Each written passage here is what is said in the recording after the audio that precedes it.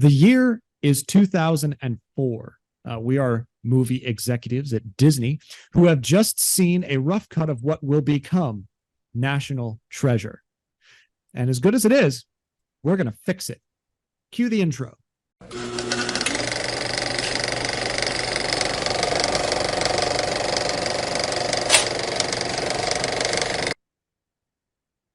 Hello, everybody, and welcome to the Mirror Movie Universe podcast. I'm Nate, one half of the hosts of this shindig of a show, and across the island, across the country from me is Graham. Say hello, Graham. Hello, everyone. It's another Graham-isode, everybody. And instead of having Dan on while Dan's having a kid, or well, his wife's having a kid, he's just a passenger on this one. She's doing all the work. Graham is going to fill in for him in this episode, and we're talking about National Treasure, which I know is a movie that you like quite a bit. Is it fair to say that it got you into history, which you later studied in school, or did something else do that? There's so many things that did. Yeah, National Treasure is certainly part of it. Like there was a lot of just the interest in following all the little pieces that because this movie's all breadcrumbs. It's like here's a little piece, here's a little piece, here's a little piece, here's a little piece. mm-hmm. Um, and real history is actually a lot like that. It's not as conspiracy theory and founding fathers hid little trinkets in Yeah, clock towers and all that, but like yeah. you know, it's a fair assumption to say that this definitely impacted my love of history quite a bit. Okay. No, yeah, no, that's fair. I love it too for that reason. It got me into history when this movie came out when I was 8 or 9. I think you were 4 or 5. And so Yep. this is very much something that we both enjoy. And we'll talk about what we like about it. But first we got to talk about what happens in National Treasure. And oh boy, is it a wonderful family fun thrill ride. So we open with the backstory of this treasure that was once in Egypt and then in Greece and then in Rome. And it's basically like the concept of a snowball rolling down a hill and getting bigger. It's just a treasure that keeps growing and all of this kind of thing. And it gets found during the crusade by some knights, which become Knights Templar folk. And it jumps from the crusades to, and then America was founded, and the founding fathers hide this treasure and leave some clues in early colonial America to find it because they think it's too great for one man, not even a king. So we flash forward. This is a story told by a grandfather to his grandson. A kid's named Ben Gates, and we fast forward to Ben Gates on an expedition to the Arctic, looking for Charlotte, which is the name of a ship. The secret lies with Charlotte, or so they say. And he is hanging out with a nerd named Riley and a bad dude named Sean Bean. I mean, Ian. And he's just played by Sean Bean. And they don't realize that Sean Bean's a bad dude. He's just funding their expedition. And they get to the ship, and Sean Bean, they discover that the next clue to the treasure is on the back of the Declaration of Independence, and Sean Bean's like, oh, well, we'll just steal it then. And Nicolas Cage's character, Ben Gates, and Riley are like, no, you can't do that. That's history. And he's like, fine. And they blow up the ship and leave them for dead. Leave our two heroes for dead. Two heroes make their way back to the U.S., where they try to alert the FBI that the Declaration is going to be stolen. The lady in the National Archives they meet, named Abigail Chase, kind of half believes them, but kind of writes them off as kooky treasure hunters. So they decide that they have to steal the Declaration before bad dude Sean Bean does, and they pull off a really cool heist. They break into the National Archives during a gala party thing, and they swipe the Declaration, and it leads them to another set of clues. And now Abigail Chase is along for the ride as well, with Sean Bean chasing them in tow. They are taken all over New York and Washington D.C. and I think Boston maybe for some of it. There's Boston, yes. Yeah, there's a whole bunch of historical based clues that supposedly Ben Franklin and everybody left on the back of the Declaration of Independence, which if you heat it up turns into like, a mood ring kind of map of coordinates that you get out of these letters that are in a museum in Pennsylvania, and they eventually they're taken to this underground well thing underneath Trinity Church in New York, and they find the treasure there while sending Ian and the bad guys off of on a wild goose chase. They're chased this whole time also by the FBI because they stole the damn Declaration of Independence. And there's this FBI agent played by Harvey Keitel named Agent Sadowski or something like that. And they find the treasure and get a pardon because now they're obscenely rich. And if you have money, you can do whatever you want. And the movie ends, and the main guy gets the girl. That's, roughly what happens. There's a lot of specific clues and such that I'm guessing we'll talk about in our like section. But Graham, what do you like about National Treasure as a film? This movie is just fun.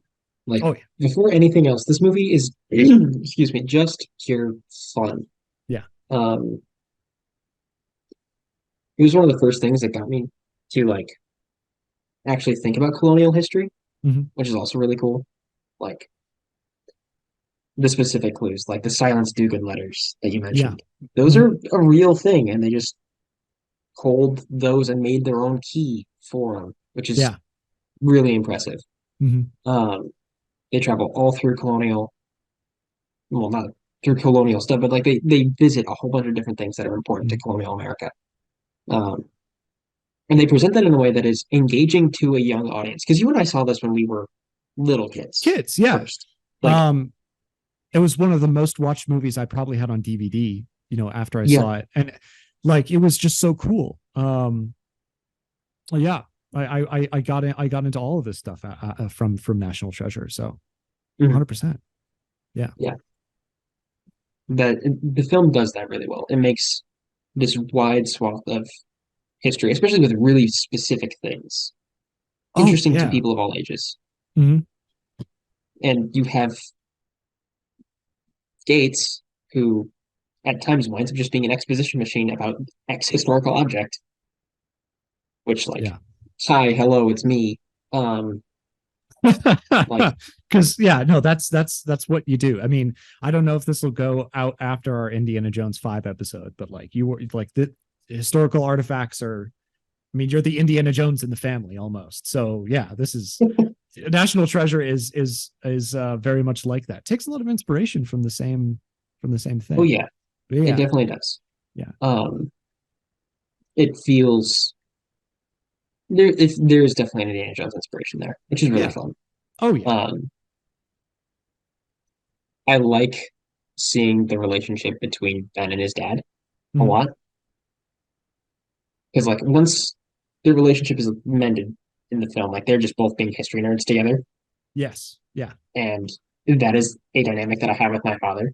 Like it's Mhm. just we can go on and on about movies or about history that we know in common, and it's just Yeah. like that's really And fun. and as long as you never disagree with him about John Wayne, you'll be fine. Yeah. Yes, which yeah, Yeah. I've made that mistake a couple of times.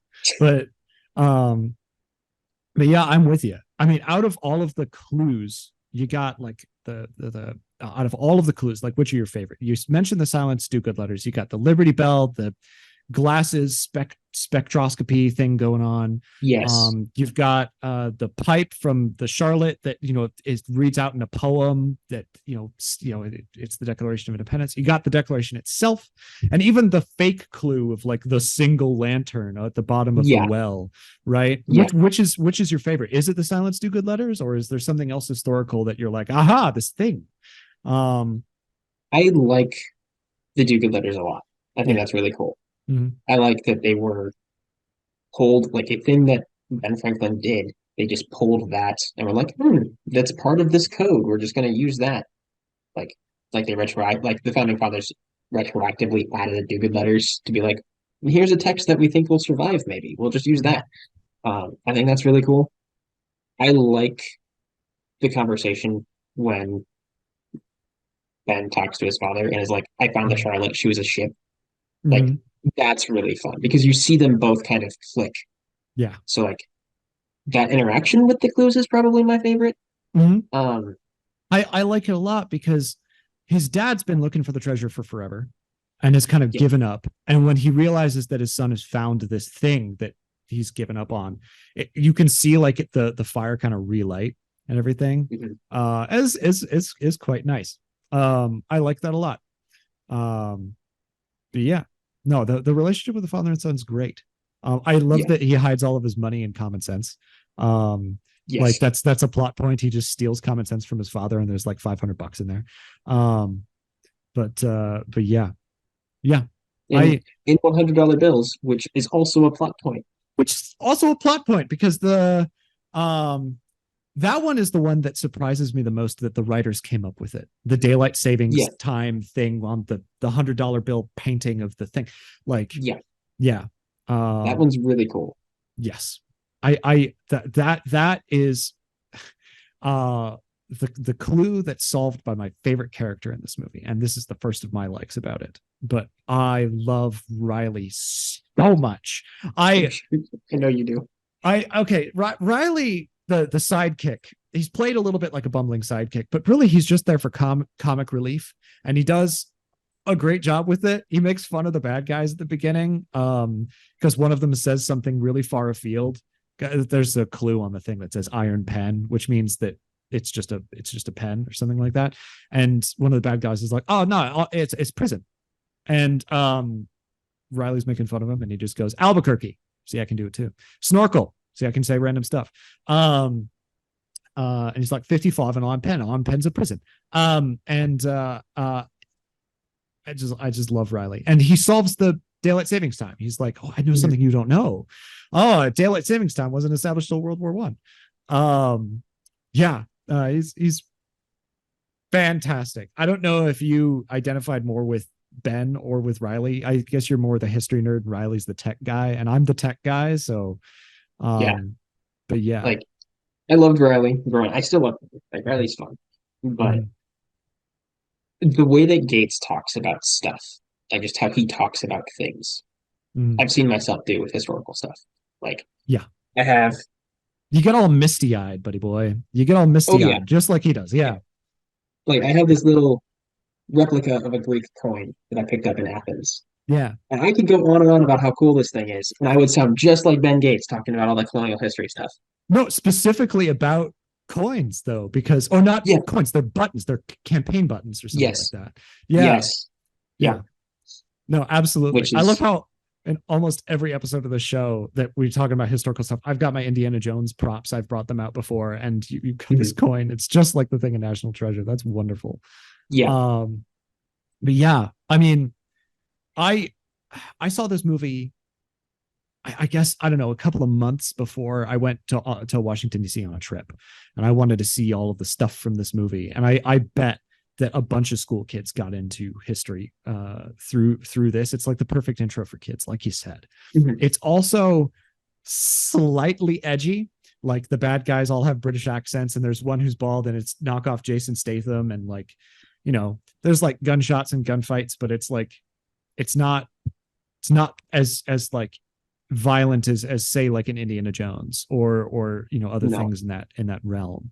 Um, it's just like a little bit edgy, right? Which is like it's like the perfect intro point. To that end, Sean Bean is a great villain. I He is the I perfect villain for this film. Like this is mhm. one of my favorite Sean Bean roles, I think. Outside besides like Boromir, I think this is my favorite Sean Bean role. Yeah, Ian is great, and it is a shame that they never made anything after Book of Secrets because I would have loved to see that character come back. Because unlike Yes. every other movie he's in, Sean Bean doesn't die in this He movie. doesn't die in this one, which is Yeah, bizarre. yeah. He just gets like arrested breaking into a church or something, um, and he never comes up again. Is the villain in the second one? He's okay, but I love Sean Bean as the villain in this, because you also just kind of trust him at the start. You're like, oh, okay, he's along for the ride, and then he's like, oh, we could borrow it. You mean steal it? Oh yeah, why not? Um, and then he gets progressively more and more evil and resorts to kidnapping and like one of his men like falls down the shaft at the end to his death, and he doesn't care. Like he's Yeah. great. Um, And he threatens to leave. Well, he does leave Gates and Co. down there.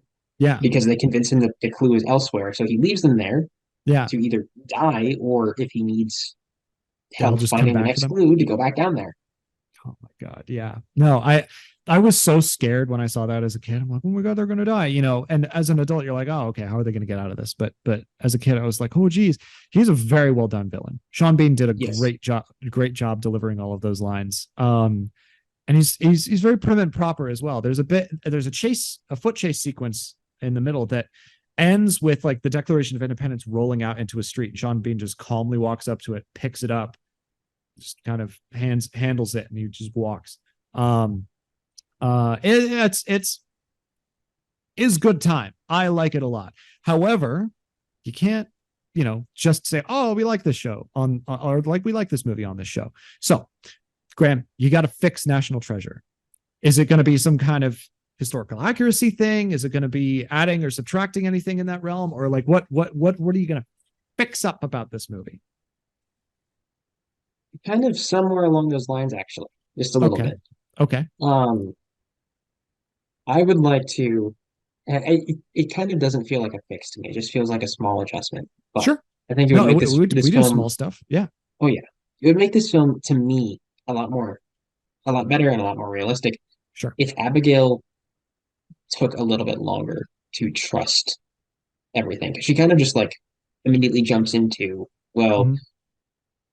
if somebody's going to be putting lemon juice on the back of the Declaration of Independence, Yeah, like that should be the person who's trained to handle antique documents. And she just goes along with it because like yeah, she gets accidentally kidnapped by Gates and Riley. yeah. Like, Because and she then runs out to the van, and then there's a yep, big chase that just kind of takes off. yep. Yeah, yeah. Um, no, So like, I like this. At what point do you think she should start trusting them? Because they go to his dad's house, and then, like you said, she just starts helping him find clues and stuff. yeah, Where would you put that buy-in from her as a character later I on? think. I mean, the buy-in is clearly like when she sees the stuff on the back of the Declaration of Independence. Like when she sees that, she's Mm-hmm. all in. Mm-hmm. So I think you have to add like a scene in the house, just a couple lines of dialogue, Sure. or like her trying to take the Declaration and run out, or something like that. Like Mm-hmm. some sort of small action that's really easy to add in a reshoot or something Yeah. that would make it look like her character still doubts and wants to get away. Yeah. Because like no person, like no academic worth their salt is going to be like, oh yeah, like I've just been kidnapped. Let me just pour lemon juice on this antique document that is vitally important to my country. Like no, As a historian, if you were kidnapped and not even at gunpoint, just like some person was like, oh, I'm going to pour lemon juice on this thing, would you go along with it like she does? no, I don't think I would so. not. Like No. that's like I think the only real issue I have with the movie, like looking Mhm. back at it, like she just trusts that this is gonna be okay way too easily. Which like Yeah. of course it's like it would be a little tricky to make that really convincing, and I get that. But like Mhm. a line of dialogue, her trying to Mhm. grab the declaration and run carefully, Yeah. of course, because antique document. Um Anti-document. You could play this for comedy. Like she grabs it and starts running, and it's another copy. He's just like, I bought two, because he buys like a yeah, copy from the gift shop, and that's which what is Ian gets. Yeah. yeah, that's what Ian gets, and that's also why the FBI gets on their trail because he used a credit card because Mhm. he was almost caught for shoplifting, Yeah. which Because is he has really the funny. real thing in his jacket. Yeah. It's Yeah, $35. Oh, I love that scene. Yeah. Yeah. that scene is great. Like it amazes me how much this film will do like something Mhm. little that seems innocuous like that bit. It just seems like it's played for comedy, and then it's a Mhm. major plot point. Oh yeah, it sets up stuff very well. And yeah, it's really well written in that respect. But if you want to draw out Abigail's buy-in to the whole thing, that's probably a good way to do it. She's in this house, and she's not, she's not buying into things. There's someone else there who is actively being like, this is bunk, this is crap, and it's the father of the guy that she's with. And she just turns around like that. Um, so yeah, no, like draw that out. That's a good fix. 100%. That's I'd do that. I'd do that. I think I have a fix that you'll like even more though. Oh, Yes. what? Yes. Well, Graham, of course, It's used as a throwaway line in the film by Riley, but I think that we can expand a concept and take it out, and instead of having the treasure, all we have to do is reshoot that intro sequence where the grandfather is talking to the kid, and instead of just the treasure transferring from king to king and all of this kind of stuff, we could make it come from ancient aliens, and and instead of historical stuff, because Riley's like, oh yeah, the aliens helped him when they dig the shaft and all that kind of stuff, and this big well shaft, we could have ancient aliens give the treasure to humans, and ancient aliens are also there in the Crusades and in Egypt building the pyramids, and in colonial America, the founding fathers, just any historical event of any import, aliens. No, see, that's already been done. It's the History Channel show Ancient Aliens. Yes, which you hate and have ranted to me about it before. This is in fact not my actual fix. This is just me screwing with you. Because I know you hate that show so much, and you revere history so much that it is hilariously repulsive, and the look on your face was just wonderful. Sorry about that. No, you're good. No, my real fix has to do with Riley. I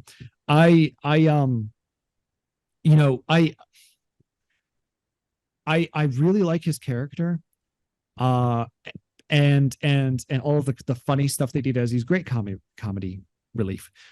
He figures out the daylight savings time thing, and he's a great addition to the story, without which Ben would not get anything done.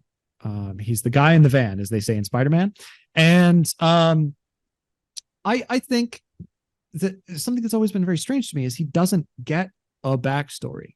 Ben is told about the treasure by his grandfather, and Abigail Chase, they characterize her and her interest in history, with all of these buttons and stuff in her office. And then, they have these, kind of flirty conversations where they're talking about history and how important it is. And even the FBI guy has this little ring where it's like, oh, he's secretly a Freemason, maybe, or something like that. That's very cool. But we never get anything about why Riley is along for this trip or anything like that. He's not in it for the money. Otherwise he'd be with Ian. And the most we get is his dad, Ben's dad, is like, did he drag you two into this mess? And Abigail says, literally. And Riley says, I volunteered. And that's it's very funny, but that's the most we get out of his character for like why he's along for this ride. We don't really get it in the second movie either. It's just comedy about like him losing his Ferrari for tax evasion purposes or something like that. I want more about where this guy came from. Did he meet Ben in college and they were old friends, or like, was Riley's dad like a friend of Ben's dad or something like that, I don't know what his deal is, and he's my favorite character in the movie. I want to add something about that. I don't know, what do you think? I didn't even think about that. Like, yeah, Riley has nothing. Yeah, like that's bizarre. He is nerd all guy. the other characters, yeah, yeah, all of the other characters have a characterization or a backstory, kind of just pre-baked in, even if it's just like all the protagonists care about history and the antagonists care about money. Like, it's really kind of that simple. But then there's Ryan, which is like, I like computers. Yeah, Snorkel. Yeah, he's a quirky character. Even at the end, when they're in the in the treasure room, he's like, oh, it's a very tall, bearded green man, and he's looking at like a statue of a pharaoh or something. Yes, and he doesn't. Yes, it is. He doesn't know about the history. So like, what's his deal? Why does he care? Is he just Ben's old buddy from middle school, or is he something more? And it's never really explained. I haven't seen the Disney Plus series all the way through, so I don't know. Supposedly he shows up in there, but it's not explained in this film or the sequel. And I want to know where this guy comes from. What's his deal? Because without it, he's the Harry Kim of National Treasure. He really is. Oh my gosh. If Riley Poole was on Star Trek, he'd never be more than an ensign, and that's the case. That's a I don't crossover like that reference you're for all of right. you out in the audience. But yeah, um, His but character development would be learning a new way to code, like how Harry's character development is learning a new instrument. yeah, exactly, precisely. So yeah, give Riley something more to do. I like where we're both going with this because we've both chosen supporting characters. Abigail, I guess, is more of a lead, but we didn't choose it to fix anything about Ben or Ian. Hmm. Um, so audience, which of our fixes would you implement? Would you give Abigail Chase more characterization and let her character pace and breathe a little bit as she realizes that she's going to go along with it? Or any of you academics, would you pour lemon juice all over the back of an interesting document if someone who is super attractive was asking you to do it in their dad's house while on the run from the law after kidnapping you? I think the answer to that's no, but let us know. Or would you give Riley some backstory and actually have him be more than just comic relief? Let us know down in the comments in the doobly doo. All right. Graham, do you have any final thoughts about National Treasure, or is it time to wrap it up? No, I think we've said everything. Yes, we have. This is the comprehensive guide to National Treasure, this episode right here. All right, everybody. I hope this episode finds you well, and we will see you next time. See ya, everybody.